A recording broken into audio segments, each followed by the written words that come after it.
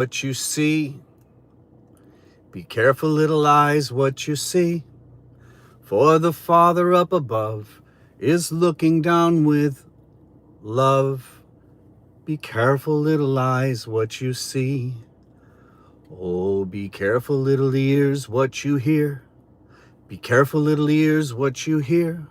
For the Father up above is looking down with love. Be careful, little ears, what you hear. Be careful, little mouth, what you say. Be careful, little mouth, what you say. For the Father up above is looking down with love. Be careful, little lips or mouth, what you say.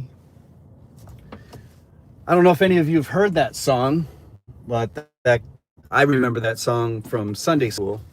It was supposed to teach us morality, to watch our words, to be mindful of what we listen to, and to be careful of what we see.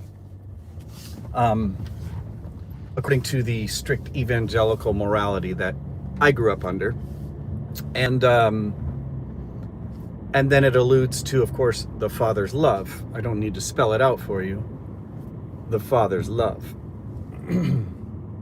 I say all that because we are in a climate now in which suddenly the terms cancel culture have faded. That used to be a very big concern from the same people right now who are calling for the cancellation of anyone who criticizes the current regime. Make no mistake, this is the exact thing that they were projecting not too long ago. Now, this video is related to the recent events, horrible and tragic event of the assassination of a very prominent figure of Charlie Kirk, which, people seem to be afraid to talk about now. And the question is, why are people afraid to talk about it? Well, because people are being targeted. If you are at all critical, and see, there's a conflation here. So there's two things I want to talk about this morning. Two words: conflation. When we take two things and we put them together when they don't necessarily belong together, and then false equivalencies, which are the yeah buts. So one of the yeah buts that I've come across recently, my good friend Kevin mentioned that online in my social media feed. Well, people were celebrating when Tucker Carlson was taking his show off the air. Now, if you don't know what I'm talking about, Jimmy Kimmel was taken off the air for something that he said. In full transparency, disclosure, I don't watch Jimmy Kimmel. I think he sucks. And I've just never liked his show. So I didn't hear what he said. But it doesn't matter if I've heard what he said with the comments that I want to bring this morning. And that is, there's a false equivalency here that, well, it was okay when they took Tucker Carlson off the air and people celebrated. And, now you guys are crying about Jimmy Kimmel and Stephen Colbert. And first of all, there is a difference between what happened to Stephen Colbert and Jimmy Kimmel when it comes to the substance of the people that we're talking about, Kimmel and Colbert. Colbert is a very, very different caliber of critic than Kimmel is. And but they were both basically removed for the same political. And this is what we're talking about. Conflation. Out of one side of his mouth, Trump will say that this is because of ratings. And on the other side of his mouth, he'll say it's because, not wink, wink, don't talk about me, don't criticize me. Now, all of this is wrapped up again in the terrible events of, I think it's a couple weeks ago now, with Charlie Kirk's assassination. And so, of course, we have the politicization of that event. But it's wrong to say that this event should not be politicized, given the nature of Kirk's career. Kirk was inevitably embroiled in political controversies and stark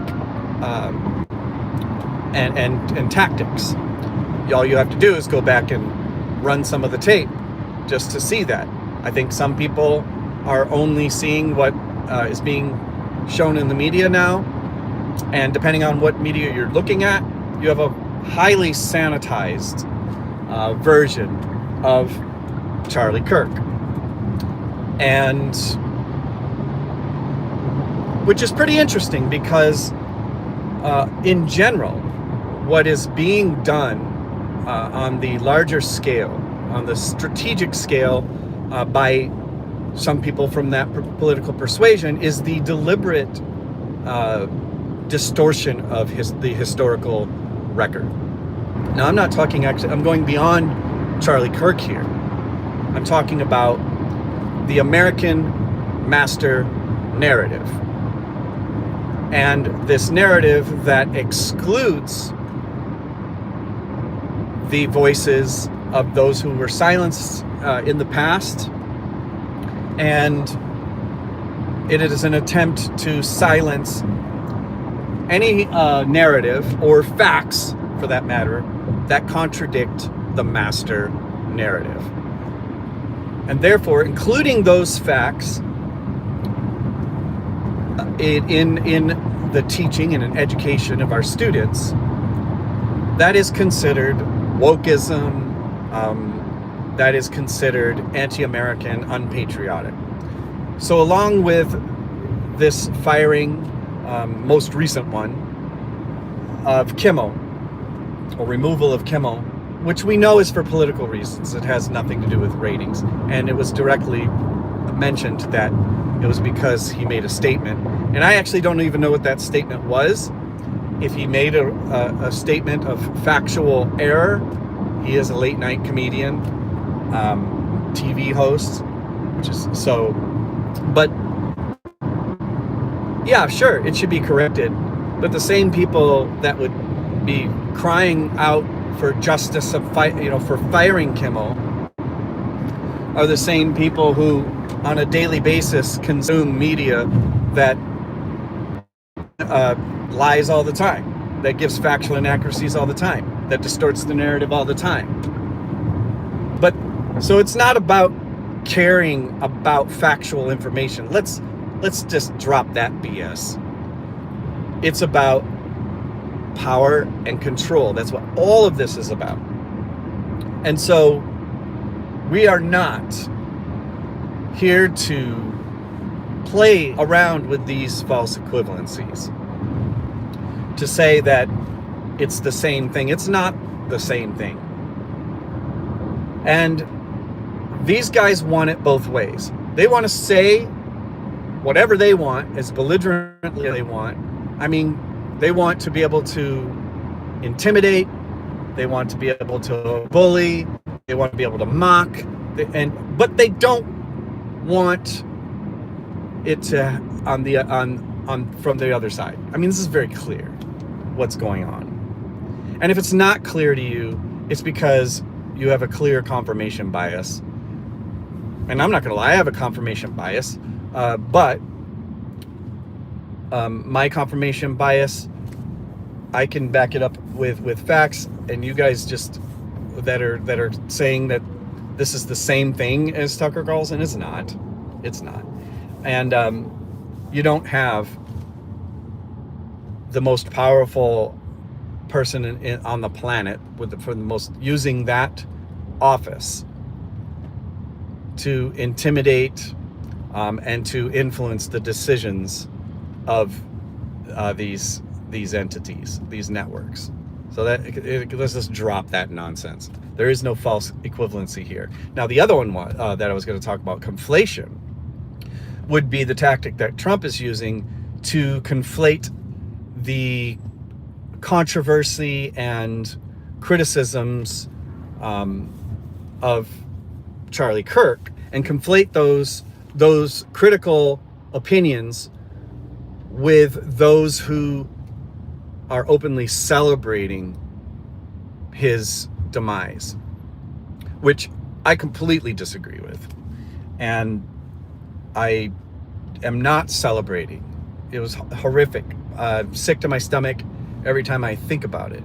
And it's not because I like anything that Charlie Kirk had to say.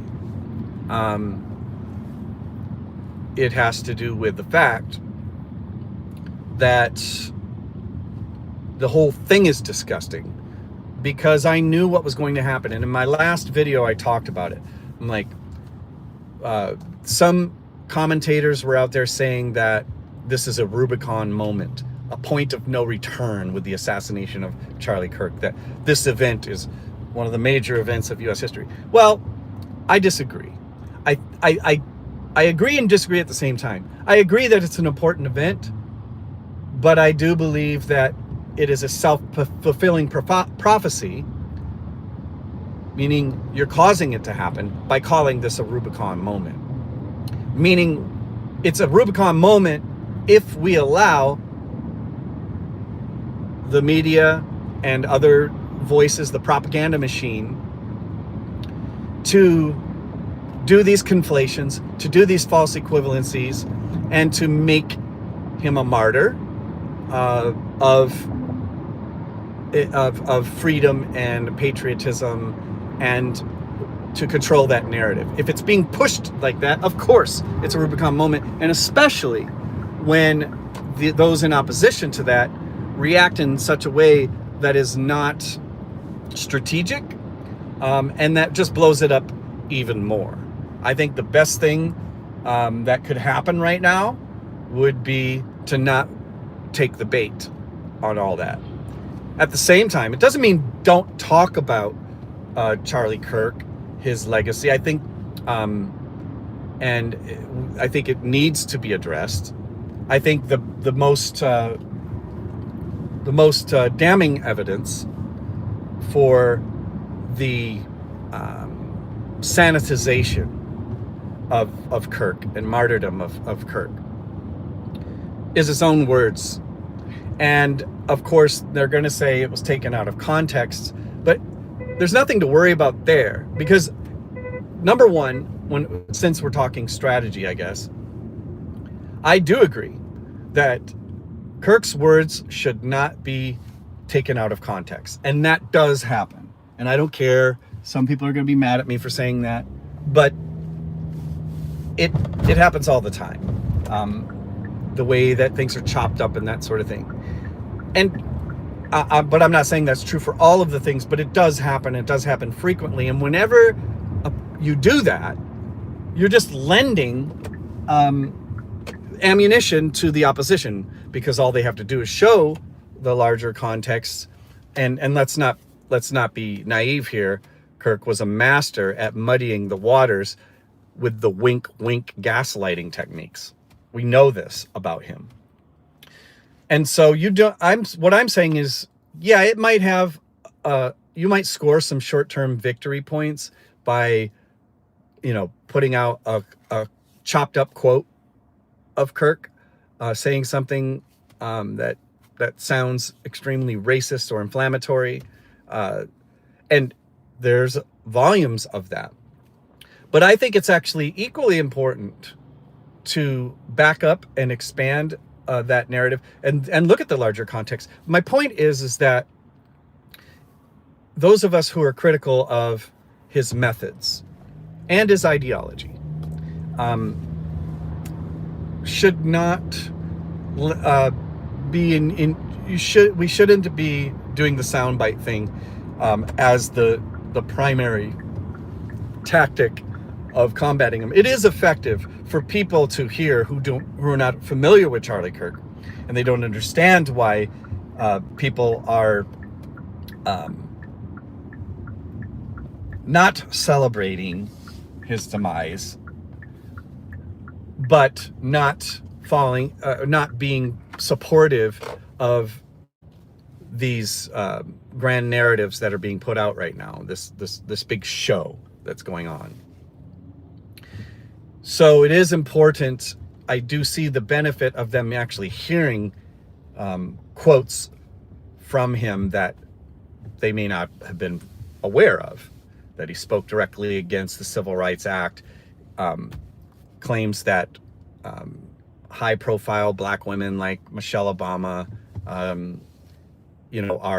have brain deficiencies and all this kind of stuff. He actually said those things.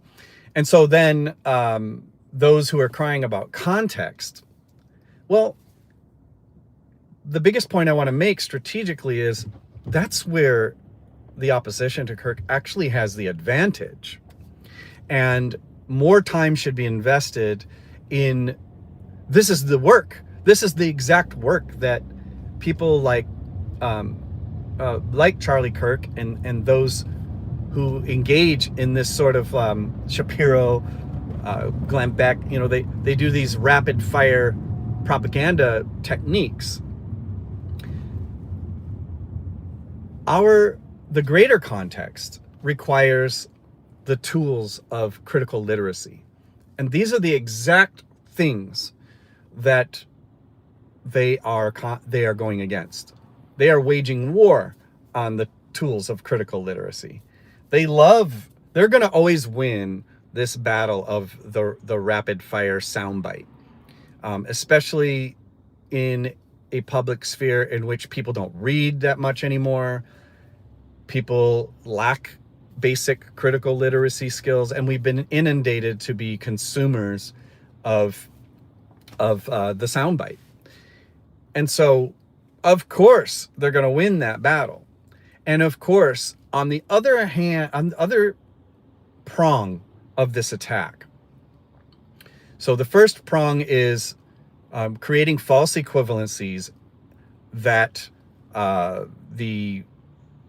between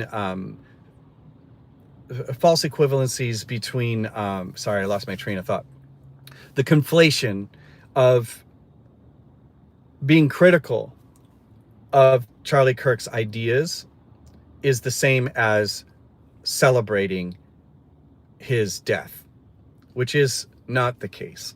And of course, you're always going to be able to find examples of people, especially on social media, of people saying crass things, and but that is the conflation technique.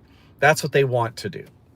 But on the other side of it is a more long-term strategy, and that has to do with education, which is something I know quite a bit about. I've been in education for 25 years, and I have studied these things not just as a teacher practitioner, but as someone who has done education research at the doctoral level. And so what's going on now with the whole push for patriotic education is not about the love of country. That's the moniker under which this stuff is being publicized. But really what's going on is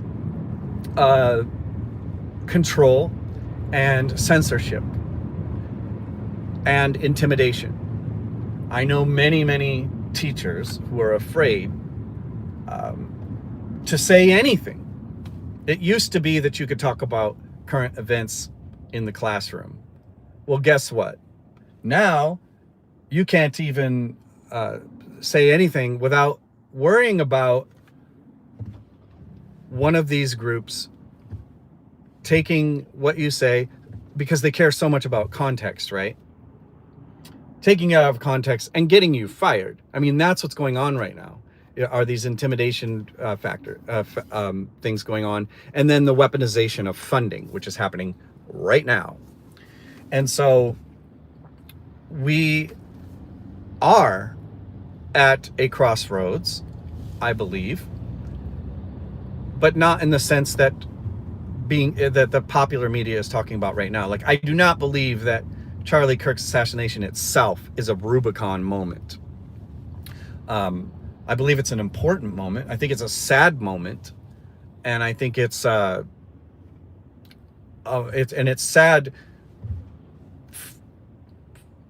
for humanitarian reasons, meaning, of course, for his family, but also sad for the larger context, because the very methods that he was employing to achieve his success, I believe, are profoundly harmful to our discourse. Now, does that mean to say that I never say anything crass, or that I have not made hyperbolic statements about my political opponents? Of course not. And there's no moment in history where that has not been the case. But there is a difference. I don't make my living going around, trying to stir up controversy by making inflammatory remarks. I just don't. And I believe in critical literacy, though. And the weird thing is that critical literacy is now considered to be inflammatory, to be unpatriotic. And that's dangerous, you guys. And so how do we navigate all this? Number one, do not be ruled by fear. And that's easy to say when your job isn't on the line. I'm acutely aware of the fact that what I'm saying right now could get in the hands of the quote-unquote wrong people, and they go on a doxing campaign of their own. But I think it should be very clear that I have never advocated any of the things that they will try to accuse you of, namely celebration of someone's death, murder, assassination. Absolutely not. You'll never find that in anything that I say, because it's just disgusting to me. But here we are with the fact that this could happen. So it's easy to say that, we shouldn't be afraid. But when your life is on the line, meaning your livelihood, you can see, I can feel the tension with people, and we cannot allow the tactics that are being employed right now, no matter who's employing them, win the day. We cannot allow that. History has shown us what happens when people go silent because they're intimidated. And with that, I would say that that's the primary thing, is we can't be afraid. Number one. Number two, let's not get caught up in headline to headline, because that too is a lack of critical literacy skills. And we need to be, as the Bible says, wise as serpents, harmless as doves. We need to focus on the relationships that we have in proximity to our real lives. And I have to remind myself about that every single day. Every single day, because it's easy to lose sight. And most of us are so incredibly busy that we're just exhausted. And so it's easier to tune into the soundbite than it is to take some moments of critical reflection. And just understand that what's being put before you, and the things that we're inundated with, are all concocted They are all part of algorithms. They're all part of strategic programming.